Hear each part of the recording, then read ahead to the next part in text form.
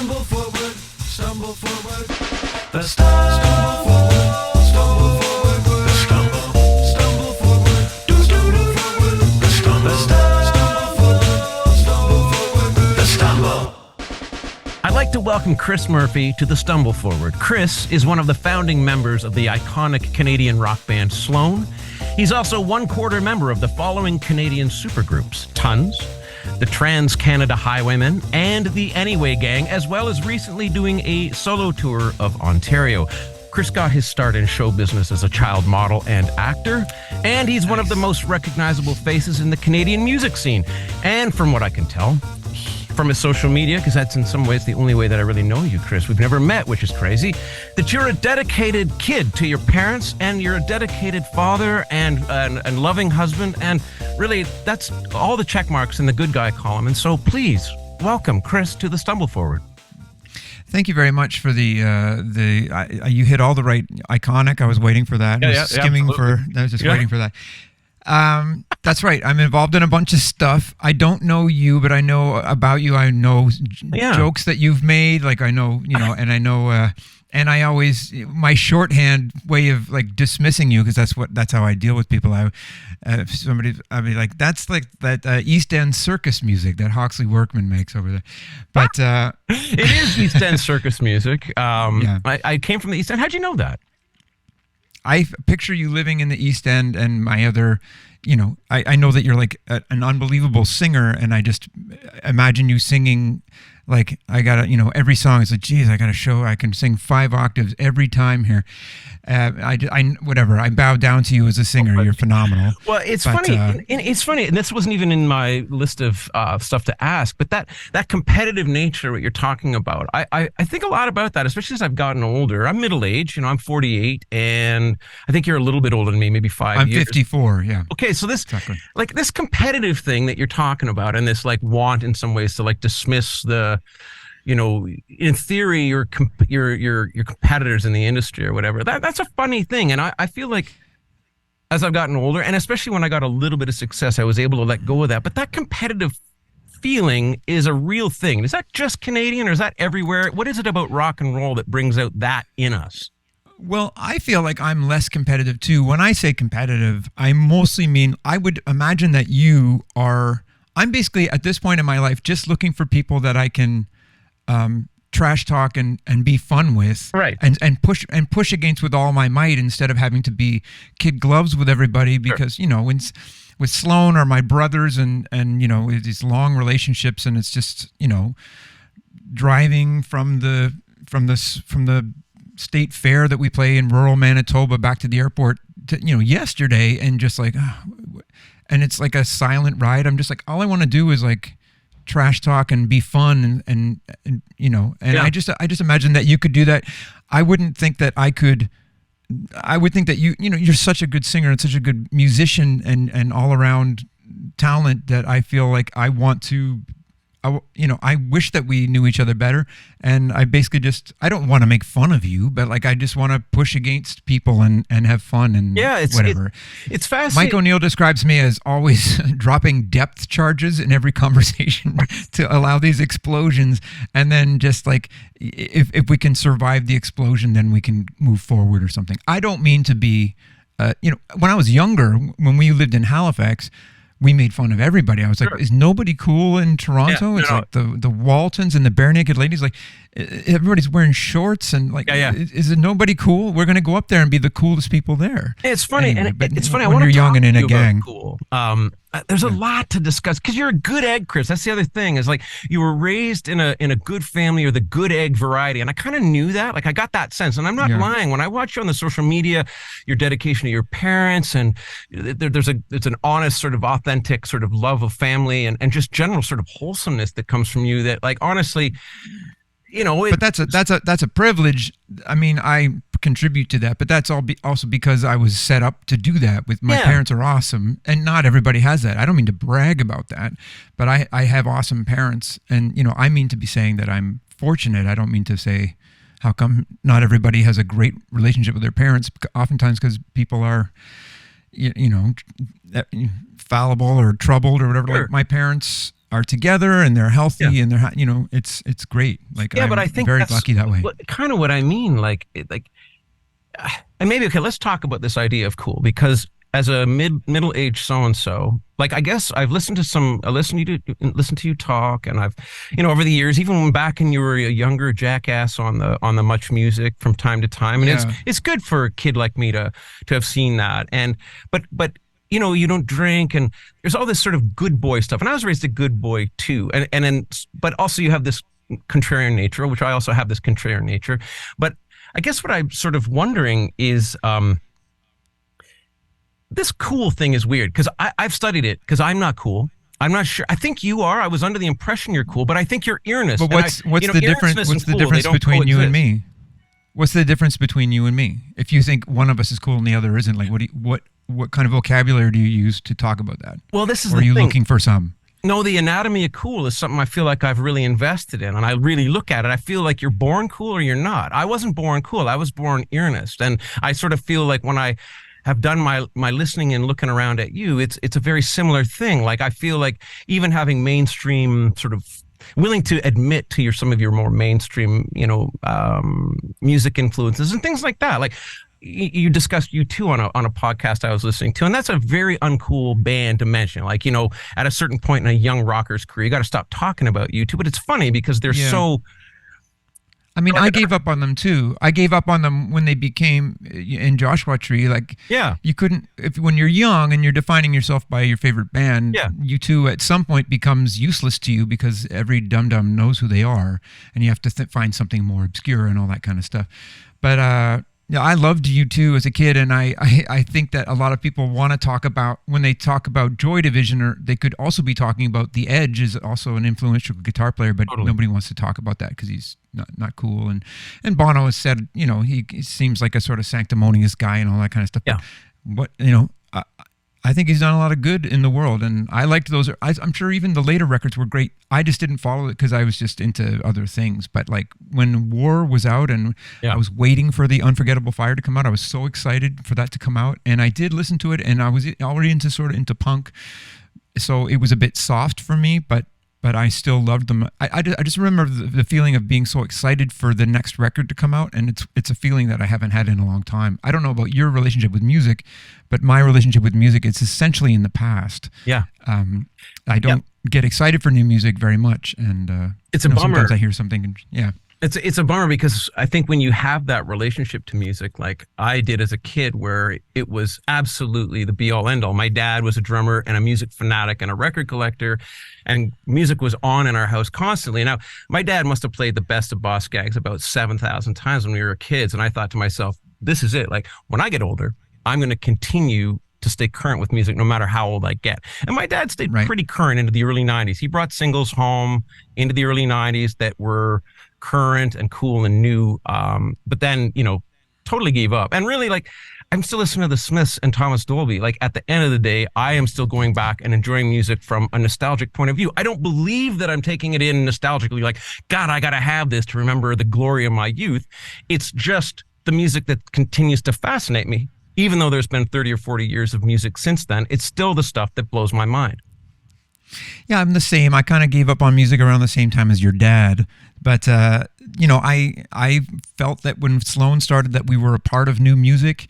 But then, like, pretty much right away, I really felt like, let's get out of here. Like, this, alternative music thing, this is a house of cards. Get me out of here. Like, I just felt like it was a party that everybody was invited to. And I was like, every goofball band is in here. Let's get out. Like, let's make timeless pop music. Right. Even though we were raised, I was raised on like ABBA and the Beatles and whatever, but I loved hardcore music, hardcore punk music, really atonal music in my teens. After U2 was my bridge to punk from Rush, but anyway, but I don't talk about guilty pleasures. I like with music, everything. I like ABBA. I like Black Sabbath. I like everything in between. Bless you, Chris. I believe that what you've just said encapsulates a certain sort of inner confidence that I get really excited about, because like you, like, And maybe just because I didn't really ever need to join a club or whatever, like I liked what I liked. Even through the 90s, I was more into jazz fusion than I was into the pop music that was on offer. And I never wore the t-shirt in order to find other like potential tribal members, like I really was attracted to music that I was attracted to. I heard you talking about your 18-month dalliance with Rush. Mine was about the same. And then I heard it all. I saw it all. I was dedicated to it. I was devout, and then it was over. And I never went back. And I mean, when I hear those songs on the radio, I'm still fascinated by it.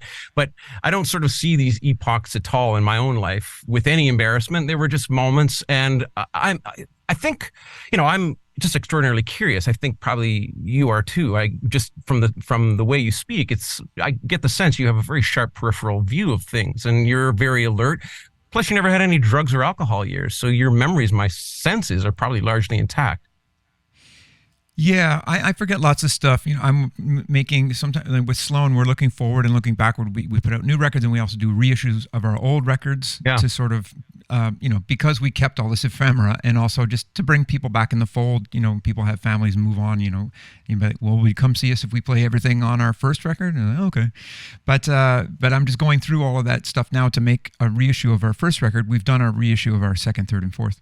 So now we're working on our first, and I forget most of the stuff. I've tried to kind of make a timeline for myself to sort of make a little oral history to make a booklet to go with it. But you're right that I never did drugs. I never drank or I never was into that. However, I was concerned enough with being cool that I kind of attached myself to like hardcore punk, straight edge movement, which was kind of the white magic of punk. It wasn't Luba saying break free on TV like for nerds or whatever. It was tough. It was like I'm not only not drinking, but like I'm in the mosh pit, like I'm going bananas or whatever. Like it wasn't about, I was concerned with being cool too. But the other thing I was going to say about the difference between us, there are lots of similarities, but I've always been in a gang and I'm still in the gang. You're kind of like a one man band who can kind of do it all. I can kind of do it all too, but I like being in the context of my band because it allows me to be as arrogant as I want, because I'm not talking just about myself. I'm talking about this thing that we have, and to take even a step back from that, I was happiest when I was in a group of groups, our kind of Murder Records music scene of the early 90s. We had the Eric Strip and Hardship Post and Jail and Thrush Hermit and then later like the Super Friends and the Inbreds even and Local Rabbits. Like that was such a fun gang. And we had so much fun talking each other up and promoting each other. We were kind of first in, and we're kind of like the alpha band kind of thing. Yeah. But there was so much great music. We loved it all. And of course we were in a gang and from the Maritimes, and we thought everything else was terrible. But then we moved up here and met everyone, and turns out everyone was nice. But what was I going to say? Oh yeah. But I'm still in this gang of the same four guys, by the way, since 91. Like that's that's rare territory too. So, I've spent most of my energy trying to keep everybody on the same page, more so than being a great songwriter. Like I'm also trying to do that, but I'm also trying to keep everybody interested in the same. I've been basically on this family vacation for 32 years and trying to keep everybody interested, Well, that's super interesting to me. And in some ways, probably the bigger part of what I was hoping to unpack in talking to you, and probably why I brought up your family. And my sense is you've probably been in Sloan longer than you've been in your significant relationship with who you had kids with. That's true too, yeah.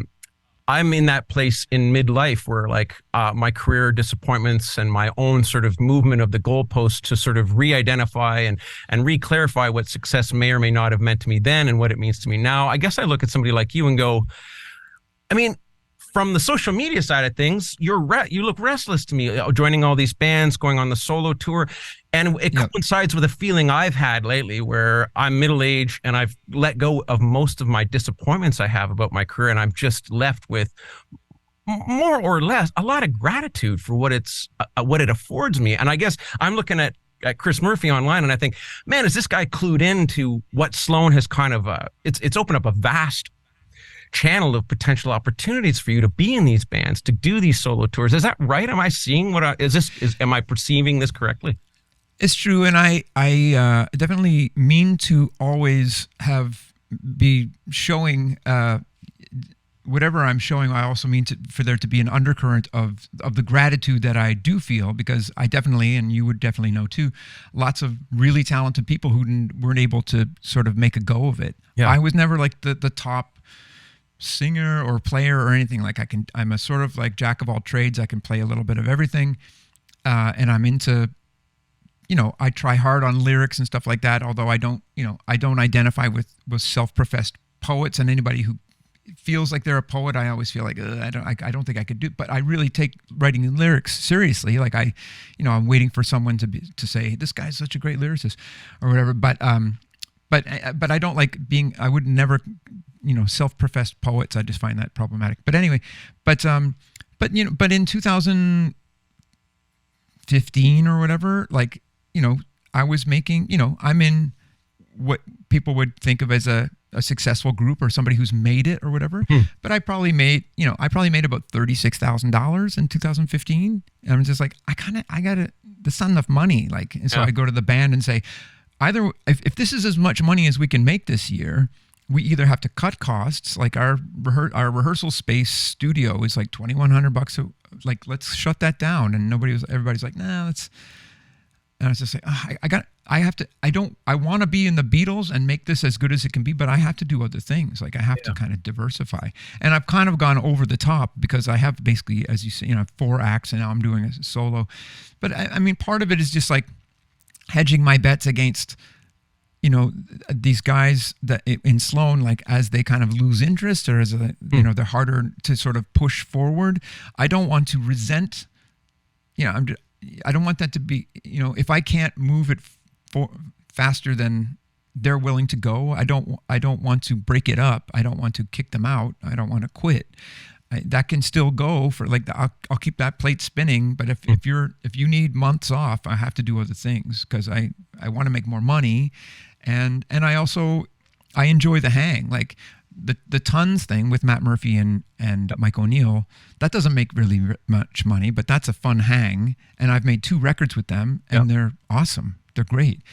And the Trans Canada Highwaymen, that's more about making money because we haven't really done anything except for play each other's songs. But that's a really fun hang. Like, that's we haven't done that much stuff, but we're about to do a little bit more with those guys. And then this Anyway Gang thing is something that I don't run. Like, I just sort of like, I'm along for the ride on that one. But congrats that makes on a the bit single. of money too. Great single. I hear it on the local radio. It's fantastic. You're pregnant. But I'm just game. I'm game to work and all that kind of stuff. And my kids are like 13 and 15 now, so I'm kind of out of the woods with young babies and stuff. So, if Sloan doesn't travel, we used to go to Japan, we used to go to Australia, we used to go to Europe. Our world is smaller. Yep. Sloan is the original 4 plus Gregory's on keyboards, and then once we go on tour, we're like 10 people, and it's a heavy load. So it's like it doesn't get to Japan anymore because it's just. I was kind of thinking that Tons as a 3-piece and lean and mean and austere maybe we could go to the UK. Maybe we could do these kind of things. But Matt Murphy's about to have his 3rd kid. Like, they just started having kids, those guys, after we started playing shows in 2016. I was like, oh man. Yeah. Anyway, I'm happy for them, but it just, that's hard to push forward too. Yeah, I'm delighted to hear your pragmatic approach to things. Like, sometimes I keep that. Well, not sometimes. I do sort of keep that a little under my own. I keep that part of myself close to my cards close to my chest, because it's not rock and roll. It's not fun to divulge that we're thinking in those pragmatic ways. But I will say this, maybe it's a question really about, because I'm with you. Like, sometimes it's just like, man, wow, you're so busy, you're doing all these things. It's like, man, there is an inevitability to me doing this stuff in order to kind of keep my life and my lifestyle moving along. And it's not like I don't live outside of my means. I'm very, very frugal sort. But like the being Canadian means that you're being a Canadian act. And my career is also like, has gotten smaller. I don't go to all the places. I don't take the band all the places that they used to go. And then I guess the question becomes like, this Canadian thing keeps you working in a way. It keeps you more honest and in some ways, I think, more galvanized as an artist. At least that's what I tell myself when I'm bum out the fact that like that Canadian thing that we are sort of, we do sign up for a lifetime of work. We do sign up to never make the $1 million. We do sign up to get accolades and recognition, but only to a degree. And that Canadian thing is a perplexing and sometimes frustrating shackle. Granted, like, I look at Chris Murphy of Sloan and Sloan in general, and I mean, in terms of bands that came out from that time, I mean, in some ways, you're one of the biggest bands in the history of Canada in the last 60 years. Like, I know I'm not really working towards anything particular other than just to say, what, Chris? Well, I'm austere and pragmatic and all those things, but I'm also romantic. I put Rush at the top of the Canadian bands of all time, and I literally think Sloan is number 2, and I'll fight anybody on it in a kind of funny way. But I just think we've got an immaculate, discography that I hope is not done. I'm very romantic about it. I could make a solo record at any time, but I don't want to because I want Sloan to have 20 records. Why not? And but I have to. In order to do that, I just have to do a little bit of waiting around because otherwise I'm into the solo. I've done, as you say, I did some solo shows, but I'm not making new material for that. I'm just playing Sloan songs or whatever. But I'm just romantic about being in Sloan. I think that Sloan is great. We talked about U2. Like, there's really like U2 and Sloan, and there's really not a lot of groups with the original lineup that's been together as long. And, I brag about it, but as I say, the Tragically Hip were together too and split all the money, but, they had a tragedy and Gord Downey dies. Mm-hmm. I don't mean to be, I feel bad for anybody who's been affected by death or any, drug addiction and all that kind of things. Like, but, we're still here, and I think that we shouldn't have to be done. We put a record out last October. I think it was pretty great. Mm-hmm. It's to not a lot of fanfare, but in my mind, I'm just creating a giant body of work. And when I think of making a solo record, which, as I say, I could do, I just don't. I'm such a Beatles nut that I just I love John Lennon Plastic Ono Band and Imagine and stuff like that. But I just still wish they were all Beatles songs, which is childish. But that's kind of I'm still able to do that. So I don't want to pull the trigger on making solo records yet. The other kind of side projects are just kind of biding my time. Like, I don't want to be. I just never wanted to be a solo artist because I just think you get compared against other greats, and great singer like you or a great writer, well, probably writer too, but like Sexsmith or something. Like, I don't get to be one of the best, but like with my band, I feel like I can brag that or not brag, but just like feel like I'm contributing to this body of work that's it's undeniable. Whether you like it or not, it becomes undeniable. It absolutely is undeniable, and to hear you sort of speak openly, like you have a cognizant and your relationship to the idea of Sloan is interesting to me because I didn't certainly sign on to this call or chat with you to make this about how similar we are because it's not. But hearing your earnestness and also your willingness to sort of confidently state that you feel very positively and passionately about the music that your band has made is interesting to me because, again, that's a non-Canadian thing. But I always am. For me, it's like that feigned humility thing that Canada does. Like, it just doesn't make any sense to me. Like, if you're good at making a deck on my house, then I want to hire you. And if you're in a band that you think is fucking wicked, then I'm also very interested. This, oh no, not me stuff is uninteresting to me. And part of what's interesting about rock and roll is that accumulated confidence that comes from the brotherhood or the familyhood of a rock band. And as you said, as a sort of a lone wolf person, I've always been fascinated from the outside. Now I got my band Mounties, which I've learned a lot about bands. And to be honest with you, it's incredible. And that feeling of having a gang behind you and ability to stand up and feel the bravado of that support. I totally get it. But man, it's also, it's a preposterous thing to maintain. This band thing is absolutely fucking nuts.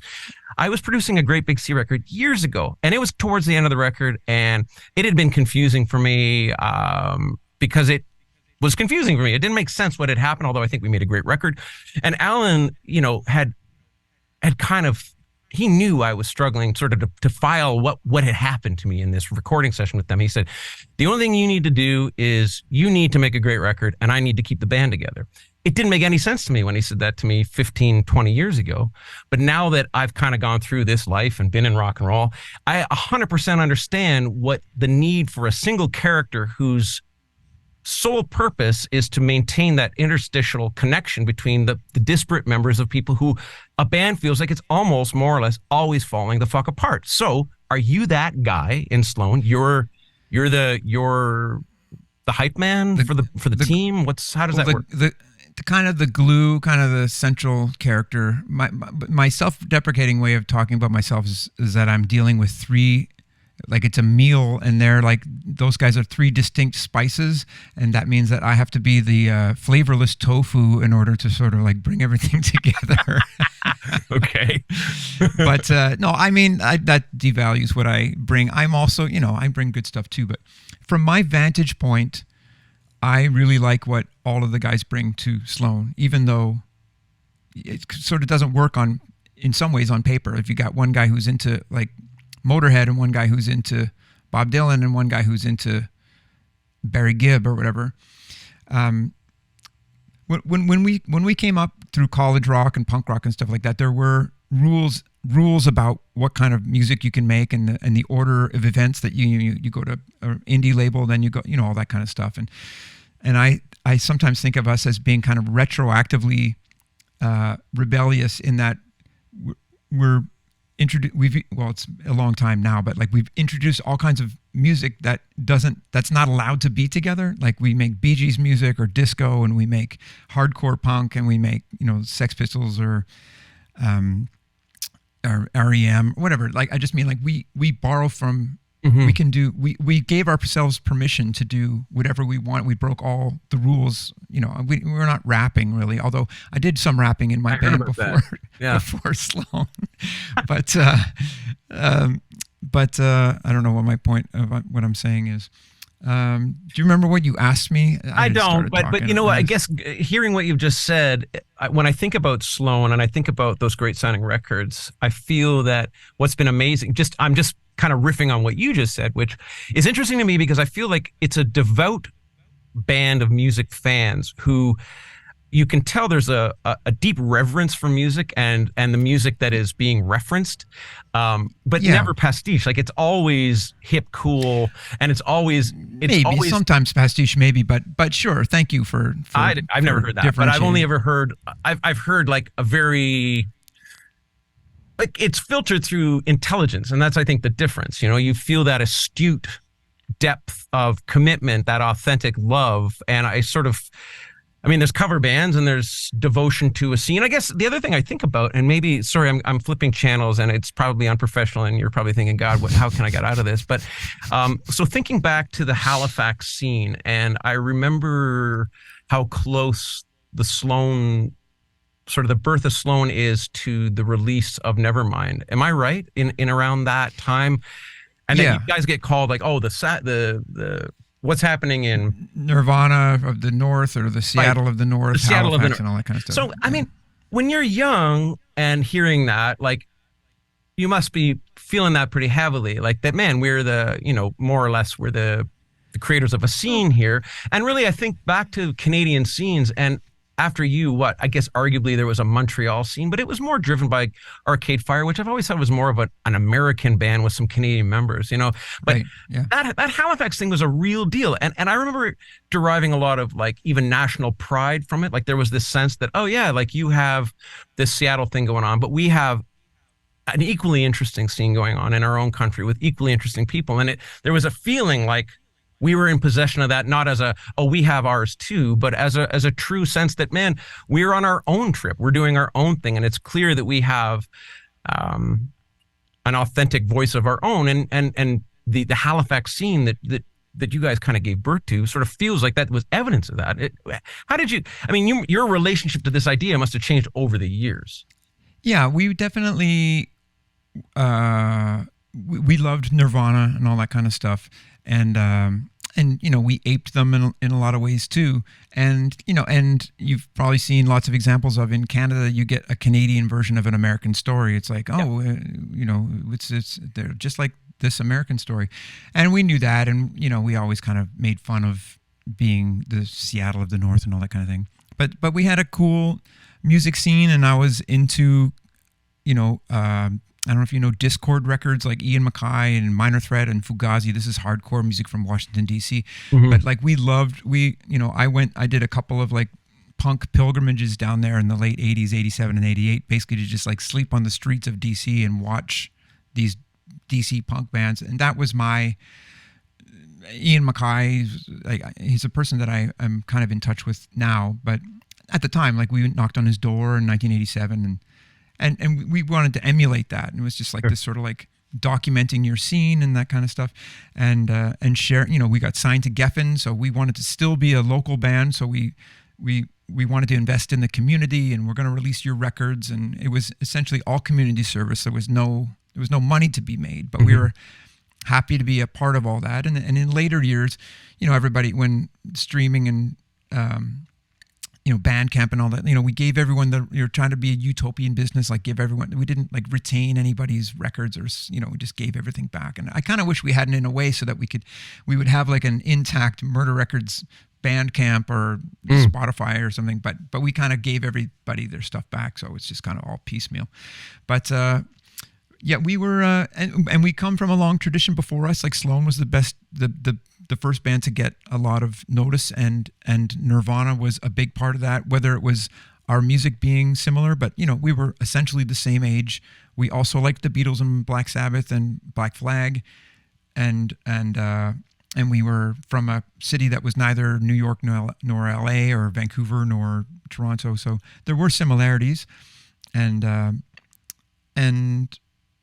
we, you know, played that up too. But as I say, we tried to get out of the alternative club by the time our second record came out, and you know, it kind of cost us commercially. We kind of had a commercial suicide there on our second record, but you know, everybody, you know, a lot of people stood behind us on that and all that kind of stuff.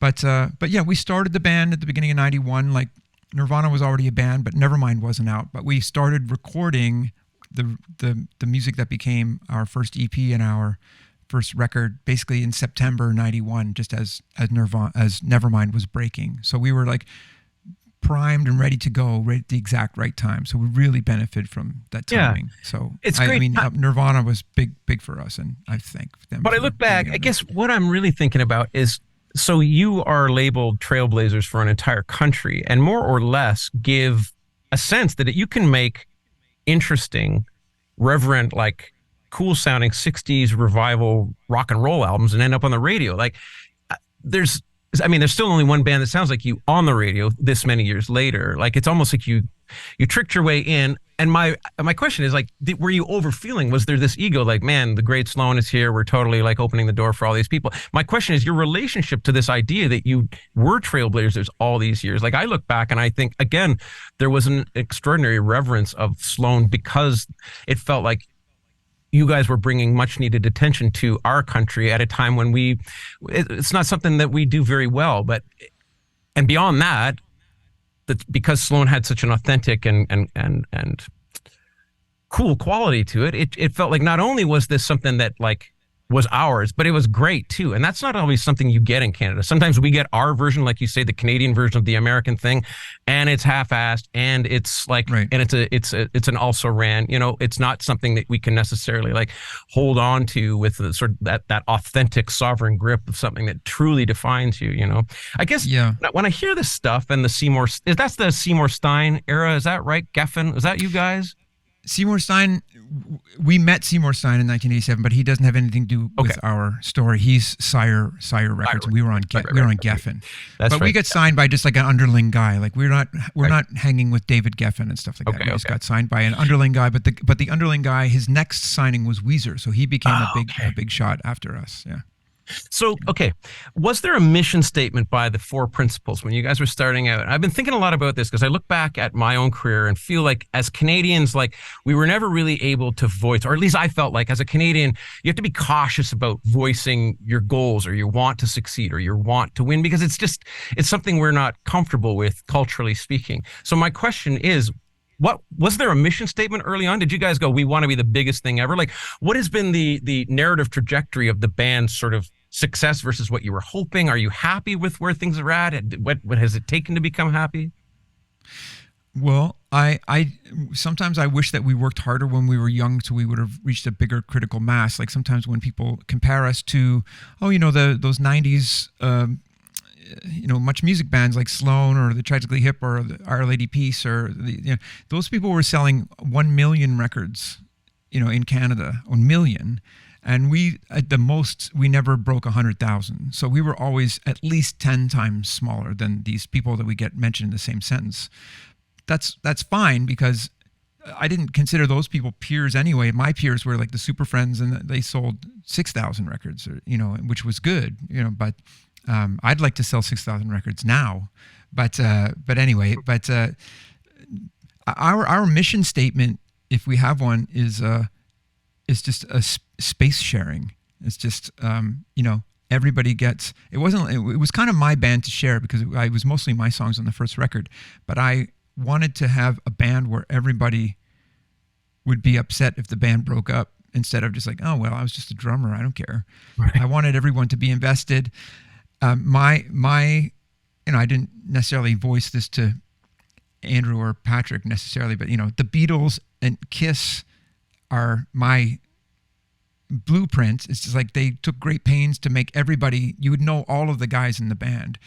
And in a perfect world, you'd poll our fans and they would equally pick a different guy as their favorite, or it's kind of boy band stuff, but at the same time, like I didn't feel like our records were there. I don't feel embarrassed to look back at our records like we made boy band records. We're just goofing around doing whatever we thought was funny.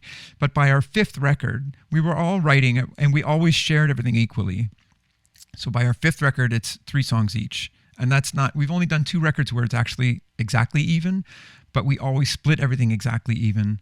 And so it's an attempt to share space in the set list and on the records, and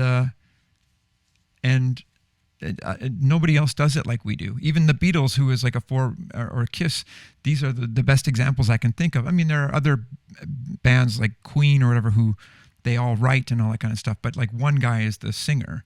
So we've tried to. It's sort of thinking about like anybody can write songs. Like Andrew hadn't really written any songs when we started. But just if you invest in people, they'll do it. And then Andrew, he hasn't written a lot of hits, but he writes these, a couple songs that I would call masterpieces. Like they're crazy and out there, and I think they're as valuable as some of the hits that we have. Yeah, this is all very, very fascinating. I don't know how cognizant you are of the fact that the equal ownership story around Sloan is, I think it's an ubiquitous story in Canada, or at least it came to me at a time when I started to produce a lot of bands. And inevitably, I worked with a lot of bands on their first albums. And normally a singer kind of sidles up to you at a certain point and says, what am I supposed to do? Like, I'm the guy that writes the lyrics. Am I supposed to take a majority stake of, and right. I always cite your band. And I always everybody's going to have to be eating shit sandwiches and sleeping on the floor for the next 4 or 5 years. So, creating a situation where there's a carrot for everybody at the end of that is important. And I don't know how many bands took my advice or not, but to me, it was exemplary what you did because it was obvious that the family, the dynamic that had been created in that band, as even somebody who was just watching it very distantly, you can see why this thing still has wheels, because clearly there was something equal here. There's a reason for these people to continue to want to be together. Like, how crazy is that? And like you said, it's not lost on me how unbelievably rare that is. And again, like the longer you live in this sort of bizarrely when the music business is humiliating, it's about as humiliating as a thing can be. But when it's exhilarating, or when it's grandiose and wonderful, and it's lofty, and it can give you highs that you've never had. So, hearing this story about the band and its trajectory is interesting to me, and hearing that you are the glue is also interesting to me.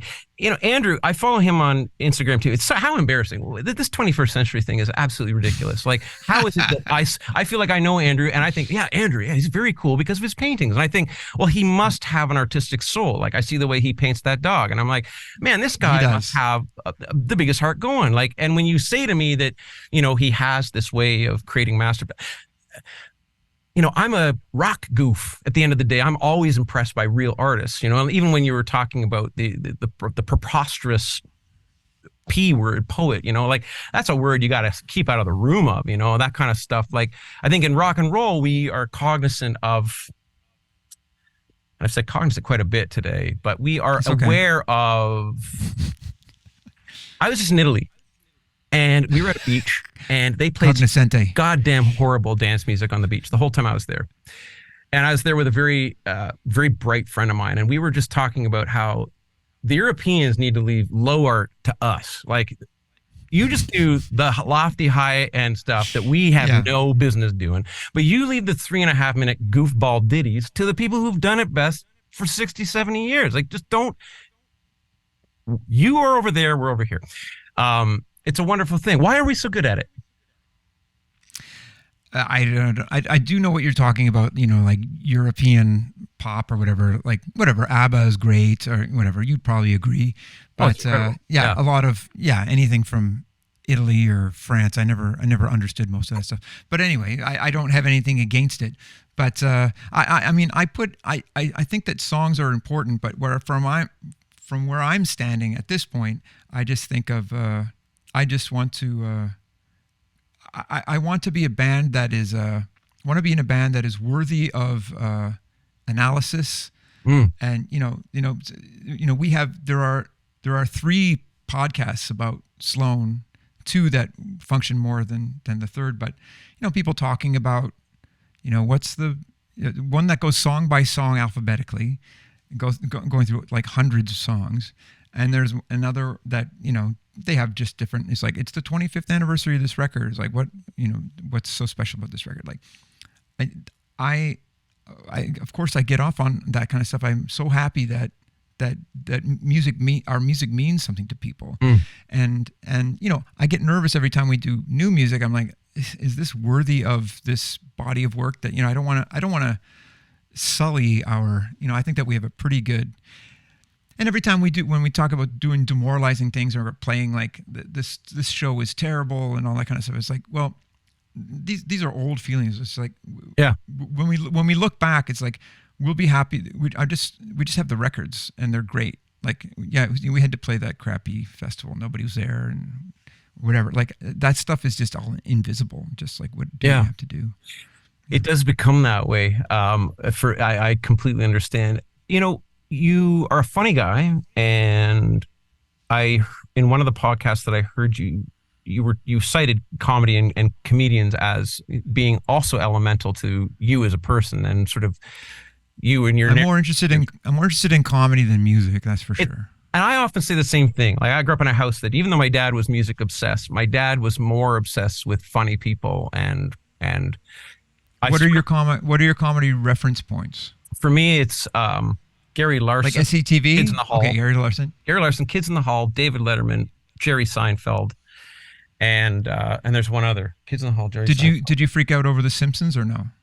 No, I missed The Simpsons because I moved to Toronto and was one of those artistes with no TV. So I missed The Simpsons. Okay. Anytime I saw it, I mean, the genius is obvious, but it didn't touch me. You're a Simpsons guy, I'm gathering.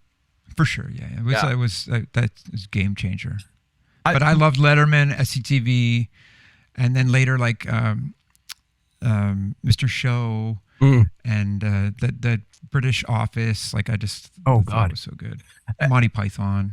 Yeah, you know, like my dad comedy worked records for Bell Canada and would come home from work, and around the table, like if somebody new started work, you know, it was, they would be discussed if they were funny. It wasn't like, oh, that's a good person who has a very high, he tithes very well at church. That was of no consequence. My dad just loved funny people.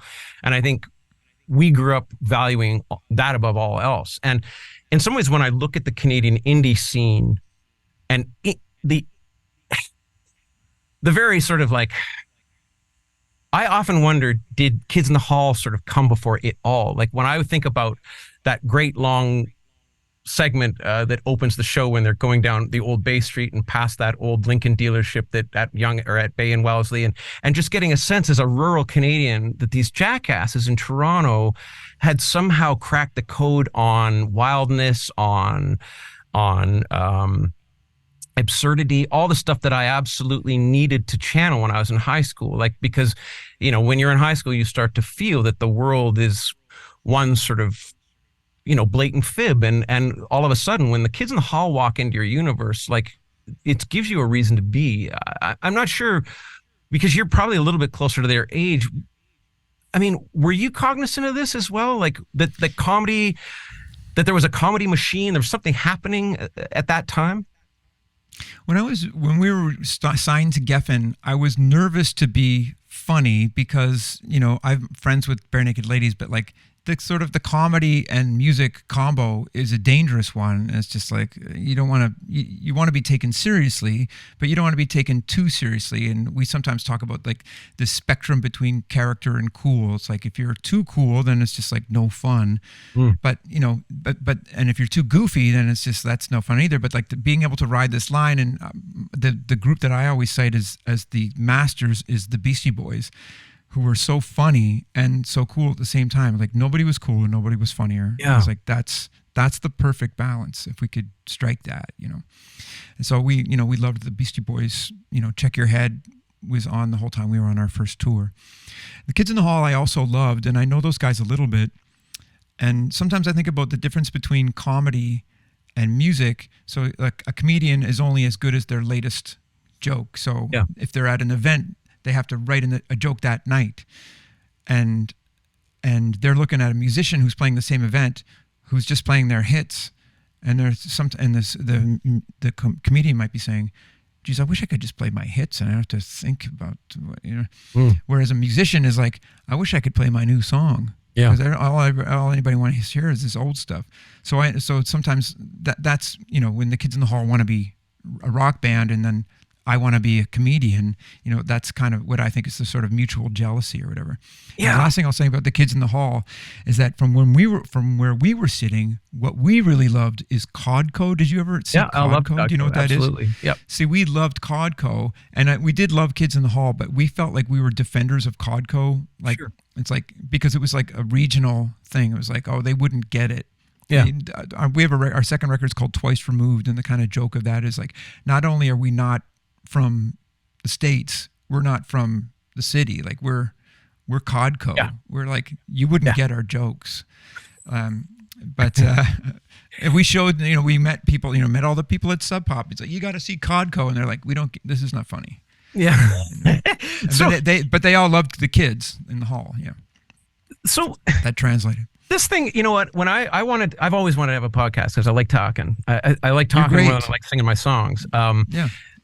But the initial idea for my podcast was that the conundrum that is all musicians want to be comedians and all comedians want to be musicians is really, I mean, if I could have been a stand-up comedian, like that's in some ways the dream. Like I was naturalized into music when I was a kid and played from such a young age. So the idea of not playing music is like, it's not really, it's not part of my thoughtscape, but the idea of being a comedian is like a dream. And so, well, maybe you're so good at music that it's like, I wish I could, but you know what I can also do is this. It's like when, I'm friends with Leslie Feist, who's like this amazing singer, but she just wants to be a good guitar player. I'm just like, okay, but you've got this world-class voice. But she's like, listen to this guitar riff. And he's like, you're okay.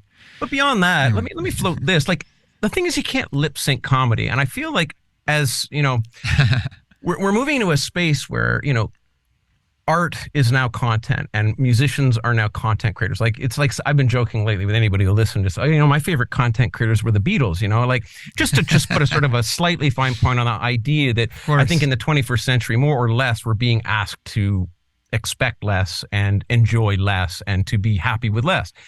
Just in terms of like the artistic enterprise writ large.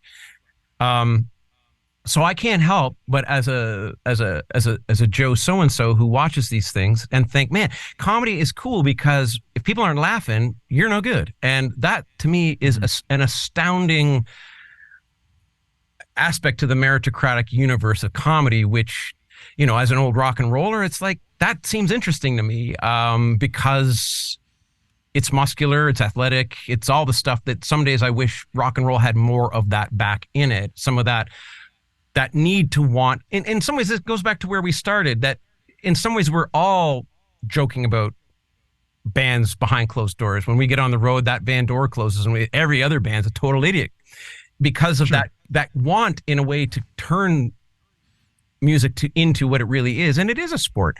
Like I feel like in the rock of the 1970s, like I was a Zeppelin fanatic, and in many ways the muscular athletic nature of music, which was formative for me, the Who, like it is all who's going to play the loudest, who's going to play the biggest, who's going to have the biggest drum solo, the biggest smoke, the most guitar. Like in some ways the competitive aspect to music in the 70s is more or less, it probably informed how I see music in general. So all that just to say that you can't fuck around with comedy. There is absolutely no way to fake it. Like people are laughing or they're not. Whereas I sort of feel in music now, there's so many tricks at our disposal to turn somebody who's just average into something that is palatable and palatable for the world. You know, it's fascinating to me. And I think in some ways that's why I lean towards comedy. Like, man, wouldn't it be great to be in a sport where like coming in first really means something?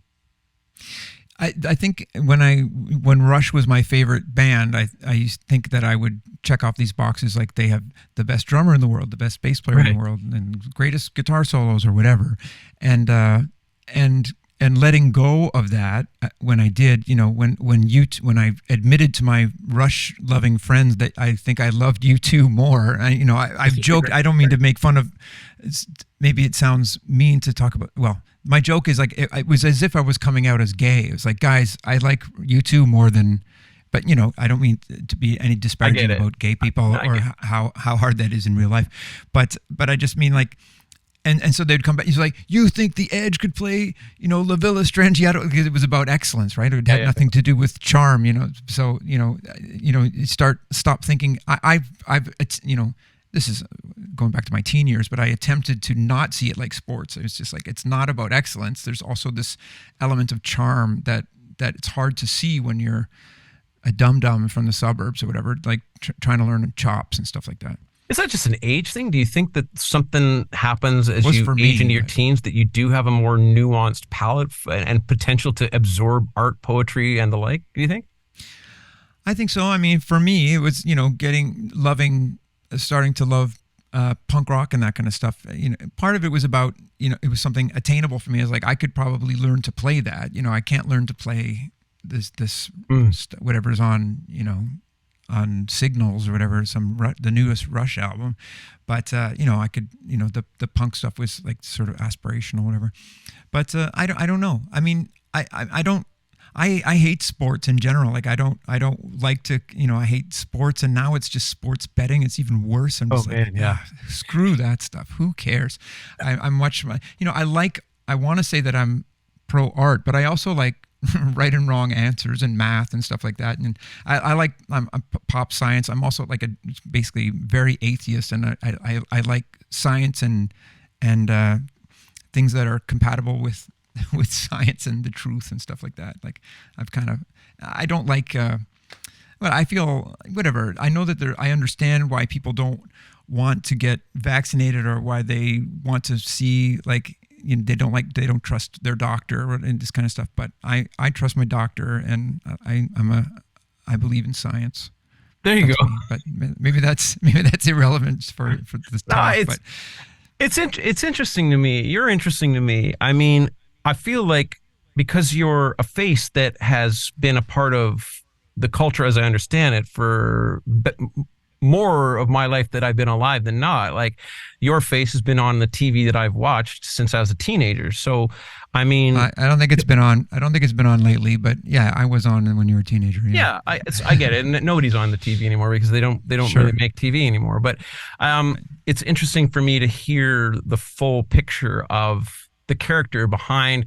I mean, even when I look at your online handle as the Sloan Dude, I mean, you are the Sloan Dude. As sometimes when I was working with Great Big Sea, I look at Alan Doyle and I think, like, God love the other two guys because they're wonderful people, but they could become blurry in the band photo, and we all know what's going on here. It's still Great Big Sea. You're that guy in Sloan. Although when I look at Sloan, I think, But man, I don't like to leave that impression. Sloan Dude, by the way, is the joke on that. I've heard somebody hip me to the fact that I'm suggesting that I am the guy, but I didn't mean that. The joke was when people yell Sloan Dude at me. yeah.